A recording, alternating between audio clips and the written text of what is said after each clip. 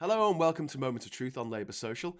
I'm Graham Hughes. It seems like hell hath no fury like a Tory scorned, as hot on the heels of Mad Nad chucking her toys out of the pram about not being admitted to the Jedi Council, next month Theresa May is publishing her revisionist history of her time in office.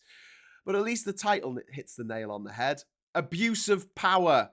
The blurb states, railing against the corruption and self-enrichment she sees as endemic in modern parliamentary politics, the former Prime Minister argues for a fairer, more altruistic exercising of power from the Westminster elite.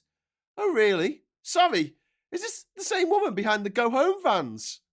Okay, boomer.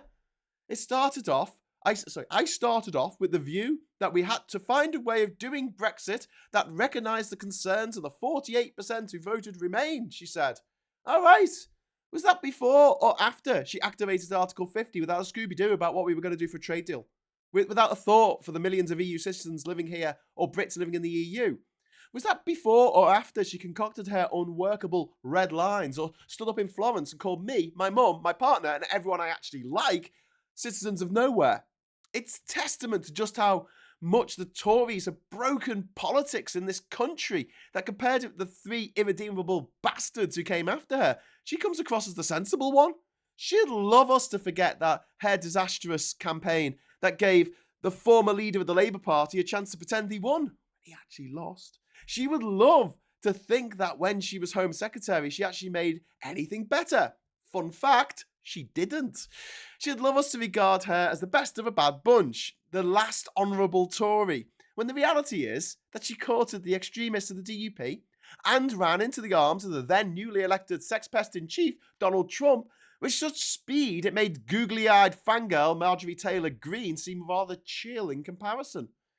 She wants us to think that she's not the woman who consistently voted to further privatise the NHS, voted against euthanasia, voted against smoking bans, voted 5 times against measures to reduce tax avoidance, voted to reduce the rate of corporation tax, and also reduce welfare benefits. She voted for the bedroom tax and voted 8 times against paying higher benefits to those unable to work through disability. She consistently voted against giving more powers to the Scottish Parliament and the Welsh Assembly and voted against lowering the voting age. She voted against the hunting ban, voted against the banker's bonus tax, voted to restrict the activities of trade unions, and voted against slowing the rise in rail fares. Thanks for that. She consistently voted for mass surveillance and retention of people's communications and activities. She voted for a stricter asylum system, since forcing children to cross the channel on leaky boats is about as cruel as you can get. Don't forget, in 2017, there were 0 people coming here on small boats. Now there's been over 100,000. It's the only way Tories allow anyone who's not white to claim refugee status here these days. She's voted for selling England's state-owned forests off to the highest bidder, voted against greater regulation of fracking, voted to cull badgers, and against measures to prevent climate change. She voted to restrict the scope of legal aid, voted against restrictions on letting agents' fees being passed on to tenants. She voted for the Iraq War, for Trident, for the Brexit referendum, even though she claims she voted to remain, voted against a right to remain for EU nationals, and for phasing out secure tenancies for life. Did I miss anything? This, apparently, is the caring, sharing face of the Tory party. And the title, Abuse of Power? You think that's a dig at Boris Johnson? Nope. It's actually a dig at John Bercow for blocking her minority government, led as it was by the time by the loopiest of Brexit-loving Fruit Loops. But they're not really the ones to blame for all the bad things that have happened since. Apparently, Brexit would have been a breeze if only she had been a Brexitter. And maybe if her skills at duplicity were any match for Boris Johnson, if only I was more of a dickhead and a better liar, I could have been a contender. Eh, Theresa? This book, which I haven't read and will not read, will no doubt attempt to paint May as a politician of integrity.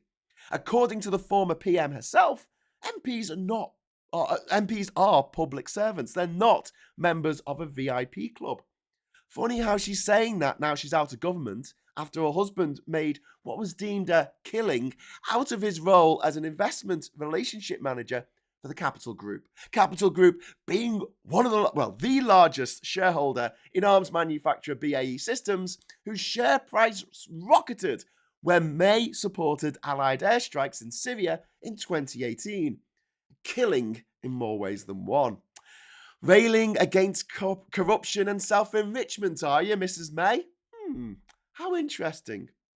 Look, don't let these gruesome millionaires rewrite history.